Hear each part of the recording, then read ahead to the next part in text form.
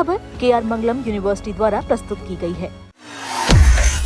देखिए, हमारी पार्टी की पूरी तैयारी है प्रदेश भर में। हम सरकार भी बनाएंगे समाजवादी की।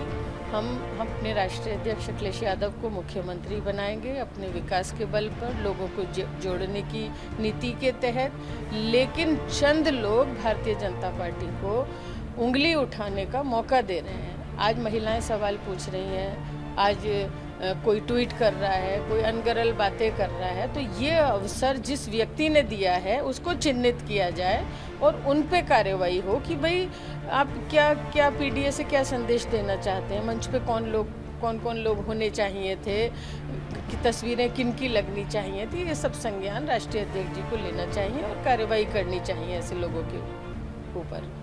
से किसी ने कोई संपर्क नहीं किया। मुझे सोशल मीडिया के ज़रिए से पता लगा कि कोई प्रोग्राम हो रहा है। मैं शहर में मौजूद थी। जो लोग हज से लौटे हैं मेरे कॉन्स्टिट्यूएंसी के, मैं उन्हें मुबारकबाद देती रही पूरा दिन, घर घर जाके उनसे दुआओं की दरख्वास्त करती रही। जो दुखद घटनाएं हुई थी इन 2-4 दिनों में, मैं उनके घरों पर गई। 2-1 शादियाँ थी, वहाँ भी गई। तो मैं तो दिन रात लोगों के बीच में रहती हूँ। और असल पीडीए यही है कि भाई आप लोगों के हर कमज़ोर से कमज़ोर और पीड़ित व्यक्ति तक पहुँचें, दुखी व्यक्ति तक पहुँचें, यही पीडीए है।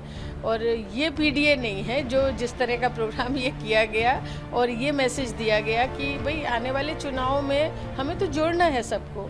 और ऐसा नहीं है कि पार्टी में कोई कमज़ोरी है, लेकिन निश्चित रूप से यहाँ पर मुरादाबाद में नुकसान पहुँचाने का काम किया जा रहा है और विपक्ष को बोलने का अवसर दिया जा रहा है। मैं अवगत कराऊंगी।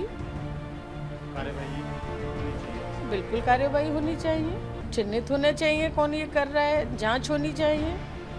तो इस तरीके से बहुत से सपोर्टर्स जो आपकी सपोर्टर्स, क्योंकि आप बिल्कुल तो सभी लोग उस पीडीए सम्मेलन में नहीं पहुंच पाएंगे, तो शायद उनकी जो इच्छा। देखिए, आप देख रहे हैं रिएक्शंस आ रहे हैं। सवाल ये नहीं है कि मेरे लोग हैं, उसमें पार्टी के लोग हैं, अखिलेश यादव जी को चाहने वाले लोग हैं, पार्टी का भला चाहने वाले लोग हैं, महिलाएं हैं, तो रोष है लोगों में। लेकिन तभी मेरा कहना ये है कि कार्रवाई होनी बहुत ज़रूरी है, जिससे कि आगे इस तरह की पुनरावृत्ति ना हो। दूसरी एमपीज जो है या जो पॉलिटिकल्स हैं वो समाजवादी के, देखिए, पहली बात तो ये है कि ओपी राजभर जी को मैं आपके चैनल से भी कहना चाहती हूँ, इतनी गंभीरता से ना लें। वो ऐसे ही कुछ भी बोलते रहते हैं। मतलब मुझे कहते हुए कोई वो नहीं है कि मतलब उनको गंभीरता से ना लिया जाए। समाजवादी पार्टी इंटैक्ट है, लामबंद है, अपने नेता की में आस्था रखते हैं सब लोग, नेता के साथ हैं। टीएमसी ना समझा जाए समाजवादी पार्टी को, बंगाल ना समझा जाए उत्तर प्रदेश को। आने वाले टाइम में सब लोग इसका जवाब देंगे और ऐसा कुछ नहीं है। और एक बात ये भी कहना चाहती हूँ कि मुझे तो विश्वस्त सूत्रों से ये पता चला है कि राजभर जी भी संपर्क में है समाजवादी पार्टी के, और भारतीय जनता पार्टी के बहुत से मेंबर ऑफ पार्लियामेंट संपर्क में हैं। तो ये बातें सिर्फ मतलब वो ना की जाएं, इसे गंभीरता से ना लें। तो क्या लगता है कि बिल्कुल मान लें, मैं तो बिल्कुल गंभीरता से नहीं लेती राजभर जी को। और मेरा ख्याल है चैनल को नहीं लेना चाहिए, जो भी जिम्मेदार चैनल है उनको अपनी मतलब विश्वसनीयता के उस पर लेना ही नहीं चाहिए गंभीरता से। अखिलेश यादव जी ने किया था, इस पर रिप्लाई किया था जो हाँ, तो हम तो उन बहादुरों में हैं। और दूसरी बात, जैसे आपने कहा कि प्रोफेसर साहब ने कोई लेटर लिखा है, भाई ये तो गृह मंत्री जी से पूछ लिया जाए कि कोई लेटर आया है क्या ऐसा। प्रोफेसर साहब जिम्मेदार व्यक्ति हैं और कोई भी उनकी राजभर जी की बातों में कोई जान नहीं है। पहली बात तो ये है, देश की जनता ने जो राम मंदिर में दान दिया है, बहुत ही आस्था के साथ दिया है, और उस दान के पैसे का उपयोग मंदिर की भव्यता में, सौंदर्यकरण में, उसके विस्तारीकरण में, गौ माता की सेवा में, लोगों के इलाज उपचार में, लोगों की भोजन व्यवस्था में, पढ़ाई में अगर खर्च हो तो सब बहुत अच्छी बात होती।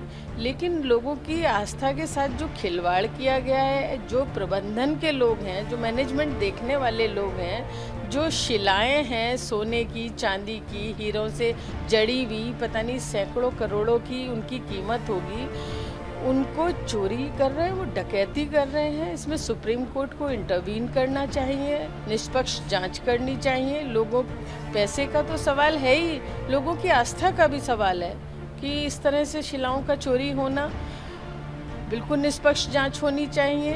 दूसरी बात ये है कि अयोध्या के अंदर दूसरी स्टेट के लोग आके कारोबार कर रहे हैं, पूरा कंट्रोल कर रहे हैं। उत्तर प्रदेश के लोग जिस प्रदेश में ये मंदिर स्थापित है, उनका कोई वहाँ रोल नहीं रहा। पूरी तरह से कंट्रोल गुजरात के लोगों का हो गया है। तो ये लोगों को गंभीरता से लेना चाहिए। अब मुख्यमंत्री जी गए हैं, भाई ऐसे लोग प्रबंध तंत्र में हैं ही क्यों जो इतनी बड़ी, और फिर हम क्या उम्मीद करें। भाई ये SIR में चोरी आप देख ही रहे हैं, वोट चोरी देख रहे हैं।